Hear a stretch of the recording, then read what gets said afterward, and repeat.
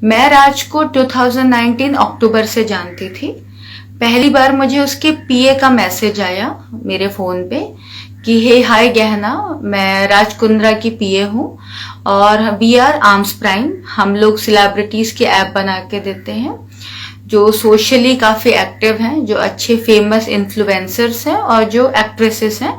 हम उनके लिए ऐप बना के देते हैं। अगर आप ऐप बनवाने में इंटरेस्टेड हैं तो आप प्लीज़ आइए, प्लीज़ विजिट अस और हम आपको ऐप बना के देंगे।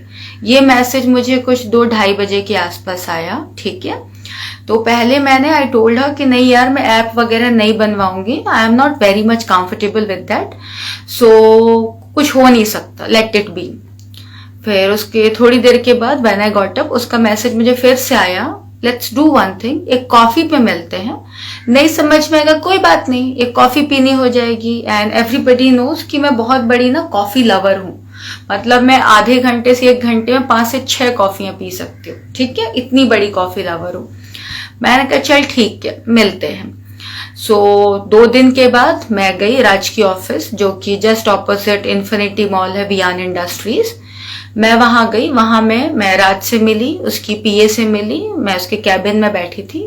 राज से नॉर्मल डिस्कशन हुआ कॉफी ऑफी पे, एंड देन मेरा उसकी पीए के साथ डिस्कशन शुरू हुआ कि हम लोग ऐप लॉन्च करेंगे, गहना वशिष्ठ के नाम पे ऐप रहेगा, इंडिविजुअल ऐप होगा, ठीक है। और उस ऐप पे आपको जो भी कंटेंट अपने से रिलेटेड डालना है आप डाल सकती हैं, it's all up to you. तो मैंने कहा यार देखो, मैंने पूनम और शर्लिन के ऐप देखे हुए हैं एंड मैं जानती हूँ कि ये ऐप आर्म्स प्राइम ने बना के दिए हैं और ये लोग बहुत बोल्ड कंटेंट डालते हैं, तो मैं कंफर्टेबल नहीं होंगी, इतना बोल्ड मैं नहीं कर सकती हूँ। तो she said then I suggest you कि बाकी लोगों की ऐप भी देखो। हम लोगों ने कई सारे लोगों के ऐप लॉन्च किए, अब सबके ऐप देखो एंड देन यू डिसाइड। फिर मेरा राज के साथ ऐसी नॉर्मल कॉन्वर्सेशन हुआ कि यार ये थोड़ा सा ना ऑड काम है, ये नहीं हो पाएगा। तो राज सेड फेयर इनफ गहना, take your own time, app देख लो, विजिट कर लो, समझ में आए तो कर रहे हैं हम लोग, नहीं तो कोई बात नहीं, एक बार एक और कॉफी हो जाएगी। आपको कोई एक्सपोज के लिए कुछ नहीं बोलेगा। और मैंने एक्चुअली बाकी एक्ट्रेसेस के भी ऐप देखे, कोई भी बोल्ड नहीं थे एक्सेप्ट ये 2 लड़कियों के। तो बोला जब हम लोग उन लोगों को नहीं बोलते तो आपको क्यों बोलेंगे। सो आप हम पे ट्रस्ट कर सकते हैं, हम शूट करके देंगे आपको कंटेंट। जो भी इनकम होगी वेल शेयर 50-50, यानी कि अगर 100 रुपए इनकम होती है तो 40 रुपए गूगल प्ले स्टोर और iOS ऐप स्टोर ले लेगा। बाकी जो 60 बचते हैं, 30 आपका 30 हमारा, क्योंकि शूट एडिटिंग अपलोडिंग सारा हम करेंगे, ऐप हम बना के देंगे और ऐप हम लोग प्ले स्टोर ऐप स्टोर दोनों पे रहेगा। मैंने कहा फेयर इनफ। सो मैंने एक बार और पूछा, यू श्योर, अगर बिल्कुल भी बोल्ड कंटेंट नहीं होगा तो प्रॉब्लम नहीं होगी। ही सेड गहना, बिलीव मी, तुमको सिर्फ वही करना है जिसमें तुम कंफर्टेबल हो, लाइव जाना है, जो भी अपने मन से अपने हिसाब से करना है। हम कभी किसी आर्टिस्ट को नहीं कहते हैं कि वो हमारे हिसाब से करे। एंड बिलीव मी, मुझे राज ने कभी नहीं कहा कि तुम एक्सपोज करो, बिकनी फोटोज भेजो, कुछ भी नहीं, आप बस वही करो जिसमें कंफर्टेबल हो। अब हम लोग बात करते हैं, इसके बाद मेरा ऐप लॉन्च हुआ जो कि गहना वशिष्ठ के नाम से था, आर्म्स प्राइम ने लॉन्च करके दिया। ऐप हम लोगों ने 4 मंथ्स तक चलाया, अक्टूबर, नवंबर, दिसंबर, जनवरी, फरवरी। हाँ, अक्टूबर में मिली थी मैं, नवंबर, दिसंबर, जनवरी, फरवरी। उसके बाद मैंने एक दिन कॉल किया कि यार मेरे को ना समझ नहीं आ रहा है ऐप वाला बिजनेस, मैं कंफर्टेबल नहीं हूँ, बंद कर देते हैं। He agreed to it, but still he said एक मीटिंग करके देखते हैं, समझ में आएगा तो कंटिन्यू करिए, नहीं समझ में आएगा तो मत करना। तो मैंने कहा फिर मैं ऑफिस के बाहर किसी कॉफी शॉप पे मिलूंगी एंड मैं टीम से मिल लेती हूँ। ही सेड नो इश्यूज, मिल लो। मैं टीम से मिली, उन्होंने मुझे समझाया कि गहना क्यों बंद कर रही हो, you making good money out of it. मैंने कहा नहीं यार, नहीं हो पाएगा। तो ही से ठीक है चलो कोई बात नहीं, ऐप मैंने क्लोज कर दिया। उसके कुछ दिन के बाद मुझे हॉट शॉट्स की एक फिल्म थी 1+1, उसके लिए उसके कोऑर्डिनेटर का कॉल आया। ही सेड कि मुझे बोला गया है कि अगर आप इस पर्टिकुलरली फिल्म में गहना वशिष्ठ को ऑन बोर्ड ले आते हो तो हम आपको प्रोड्यूसर बना देंगे, हमको इस प्रोजेक्ट के लिए गहना वशिष्ठ ही चाहिए। इनिशियली मैंने कहा यार मैं देख रही हूँ काफी कंटेंट बोल्ड है, इतने बोल्ड में मैं कंफर्टेबल नहीं होंगी, तो नहीं हो पाएगा। ही सेड कि एक बार बात करके देखो ना। मैंने कहा चलो ठीक है। देन मैं गई सेम ऑफिस, मैं राज से मिली एंड राज ने कहा गहना बिलीव मी, तुम्हें वही करना है जिसमें तुम कंफर्टेबल हो, मुझे पेमेंट बता दो, क्या पेमेंट लोगी। और हम लोग कभी किसी एक्टर को नहीं कहते हैं कि आप एक्सपोज करिए। एंड मुझे लिटरली मैं बताऊं, जो स्क्रिप्ट मुझे सुनाई गई मुझसे वही परफॉर्म कराया गया। मुझे जो कपड़े पहनाए गए शूट पे, मुझे वही कपड़े जो दिखाए गए, जो ट्रायल में पहनाए गए, वही कपड़े मैं शूट पे पहनी हूँ। मुझे पेमेंट टाइम पे दी गई और मैंने इवन प्रमोशन भी किया इसका प्रॉपर। मुझे प्रमोशन के टाइम पे भी नहीं कहा गया कि आपको लाइव इतना बोल्ड करना है, ये करना है। जब उन लोगों ने मेरे साथ कोई फोर्स नहीं किया तो मैं कैसे मान लूं बाकियों के साथ फोर्स किया हो। मैं राज से कई बार मिली, राज ने मुझसे कभी कोई गलत बात नहीं की, कभी मुझे गलत तरीके से ना देखा, ना मैंने कभी देखा कि राज ने किसी और को गलत तरीके से ट्रीट किया हो, कभी नहीं। इसके बाद सब अच्छे से चल रहा था। जब मैं अरेस्ट हुई हूँ उसके कुछ 15 डेज पहले मैं राज ने ऑफिस चेंज कर ली थी, मैं नई ऑफिस में गई जो कि वीरा देसाई में है, जहाँ पे ये लोग जेएल लाइफ के बारे में बातें कर रहे थे, जहाँ पे ये लोग बॉली फेम के बारे में बातें कर रहे थे। जेएल लाइव एक लाइव स्ट्रीमिंग ऐप था जिसमें आपको लाइव जाना था अपने हिसाब से, कोई एक्सपोज नहीं करना था, कुछ नहीं। जो भी इनकम होगी देवा क्लियर की 50-50 शेयर करेंगे 40% निकालने के बाद।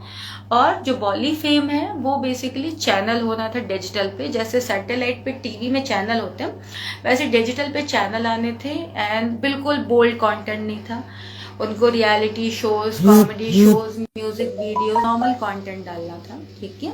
उसके लिए हम लोग के बीच में डिस्कशन हुआ। 3 स्क्रिप्ट पास हुई, जिसमें से एक स्क्रिप्ट में शमिता शेट्टी से बात हो रही थी, एक के लिए साई से बात हो रही थी और एक के लिए बात सारा से हो रही थी। अच्छा, मैं किसी एक्टर से कभी डील नहीं करती, एक्टरों से मैं बात भी नहीं करती क्योंकि मुझसे नजरें झेले नहीं जाते and I can not tolerate them. सो उमेश उनसे बात कर रहा था कॉस्ट्यूम का, पेमेंट का, सारा कुछ। मेरा काम सिर्फ टेक्निकली हैंडल करना था कि जिस दिन शूट होगा, 2 दिन का शूट हो, 3 दिन का शूट हो, 5 दिन का शूट हो, कितने भी दिन का शूट हो, मैं सिर्फ शूट में जाऊंगी, मैं डायरेक्ट करूंगी, फुटेज एडिट करके मैं आपको दे दूंगी। He agreed to it. और हम लोग उसके बाद बॉली फेम में शमिता शेट्टी के साथ एक फिल्म लॉन्च करने वाले थे जिसमें मैं एज अ डायरेक्टर जॉब करने वाली थी, बस।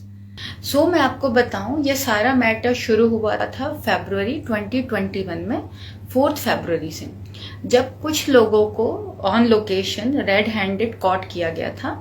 और उसके बाद ये न्यूज़ फैला दी गई थी कि मैं भी ऑन शूट, ऑन लोकेशन में पाई गई थी।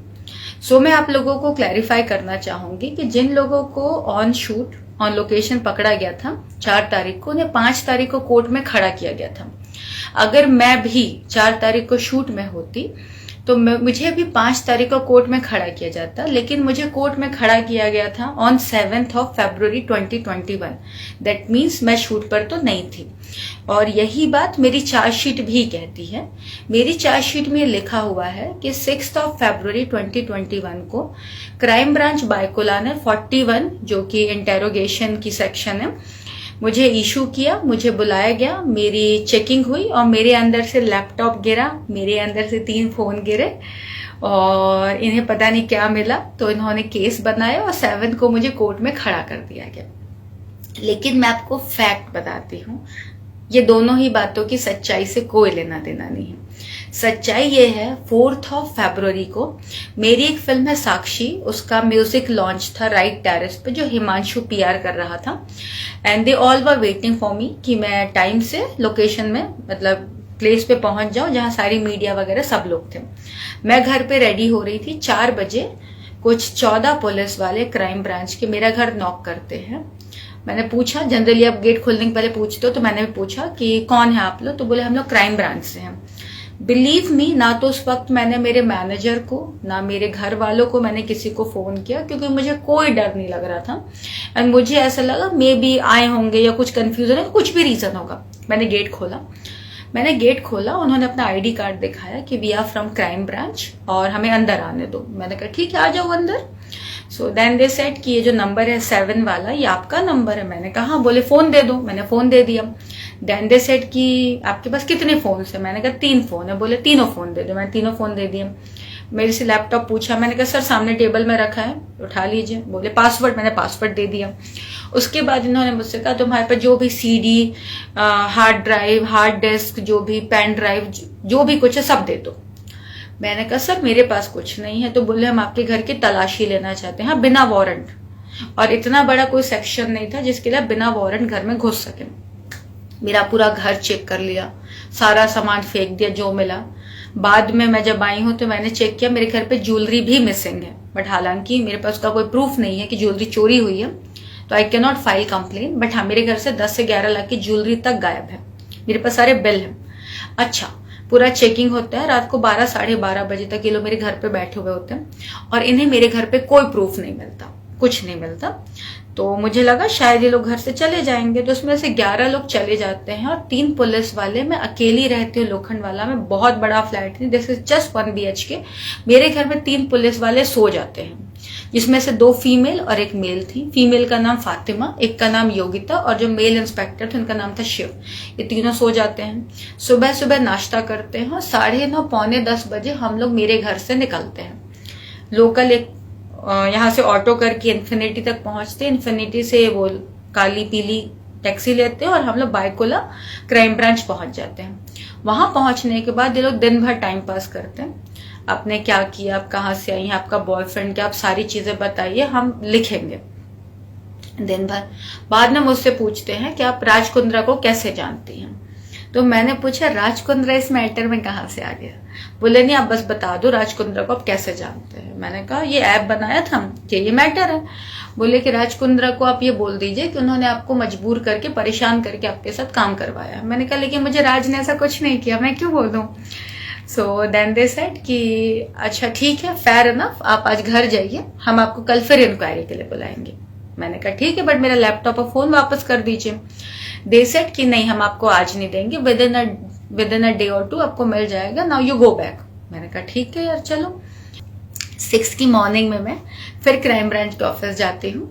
वो मुझसे कहते हैं गहना जी कुछ मीडिया वाले अंदर आए हुए हैं, आप अभी बाहर घूमो, हम आपको बोलेंगे आपको कब अंदर आना है। मैंने कहा ठीक है। और मैं वापस आती हूँ, सेम वही क्वेश्चन, कह रहे आपके घर पे हॉट शॉट्स के एग्रीमेंट मिले हैं, आप राज कुंद्रा के बारे में क्या बोलना चाहती है। मैंने कहा राज कुंद्रा से मेरा मतलब मैं क्यों बोलूँ कुछ, मुझे मालूम ही नहीं मैटर क्या है। सो देन ये लोग कहते हैं आप लोगों ने एक्टरों को बहुत कम पैसे दिए हैं, पर डे के कुछ 20-25 हजार रुपए दिए हैं और आपने लाखों रुपए कमाए हैं, तो ये क्राइम है। मैंने कहा अजीब सी बातें हैं यार, एक तो पहली बार मैंने कोई लाखों रुपए नहीं कमाए, ठीक है, इतना कोई बजट नहीं होता था, और जितना एक्टर को मिलता है कई बार मुझे उससे भी कम पैसे मिलते हैं, और कई बार ऐसा होता है कि मुझे ऑलमोस्ट सिमिलर पैसे मिलते हैं। बट स्टिल मैं कहना चाहूंगी कि सर अगर आप 50,000 रुपए सैलरी कमाते हैं और अगर आप अपने घर के मेड को या किसी स्टाफ को 5,000 रुपए देते हैं, 10,000 रुपए देते हैं, तो क्राइम नहीं है। हर इंसान के ना काम की क्राइटेरिया होती है, उसके आर्टिस्ट के एक्सपीरियंस पे डिपेंड करता है, आप उसे क्राइम नहीं बोल सकते। बोलते तुम छोड़ो, तुम बताओ तुम क्या स्टेटमेंट दोगी। मैंने कहा सर यही है जो है। FIR साइन करते हैं, रात को मुझे आजाद मैदान में किला कोर्ट पे रात को भेज देते हैं, 7 को मुझे कोर्ट में खड़ा कर देते हैं, वहां सारी मीडिया मुझे घेर लेती है, मुझसे कुछ नहीं पूछा जाता, मुझे कुछ नहीं बोला जाता और चलने लगता है ये PCJC का मैटर। अभी आप मुझे बताइए अगर मैं गलत होती तो जब 4th को मेरे घर आए थे और 7th को जब मुझे कोर्ट में खड़ा किए, मैंने एंटीसिपेटरी बेल के लिए क्यों अप्लाई नहीं किया। इट्स नॉट दैट कि एंटीसिपेटरी एक्सेप्ट हुई या रिजेक्ट हुई, मैंने अप्लाई तक नहीं किया। अगर मैं गलत होती 0.0001% भी, I would have applied for anticipatory bail, but I never did, क्योंकि मुझे यकीन था कि मैं गलत नहीं हूँ। देन उसके बाद कोर्ट में खड़ा हुआ हर आदमी PC और JC की जंग लड़ रहा होता है कि एक बार उसकी बेल हो कि JC होगी तो उसकी बेल हो जाएगी, वो घर चला जाएगा। सो मेरी PC 2 दिन बढ़ा दी जाती, हालांकि वहां हर आदमी ऐसे शौक से देख रहा था कि पागल है कि अपनी PC बढ़ा रही है, बट स्टिल मैंने बढ़ाया, मैंने अपनी PC बढ़ाई और फिर मैं 2 दिन मुझे मौका मिला, उसके बाद मैं बायकुला जेल चली जाती हूँ। सेकेंड डे मुझे मालवानी पुलिस स्टेशन से कुछ पुलिस वाले अरेस्ट कर लेते हैं। अरेस्ट करने के बाद मुझे लेके जाते हैं, वहां मुझे जाके पता चलता है मुझ पे गैंग रेप लगा है, गैंग रेप, हाँ, जिसका मुझे कोई नॉलेज नहीं है क्योंकि मैं पिछले 14-15 दिनों से पुलिस वालों के हिरासत में हूँ। उसके पहले कोई केस नहीं हुआ था, अचानक से केस हो गया। So then I met this female who has filed gang rape on me.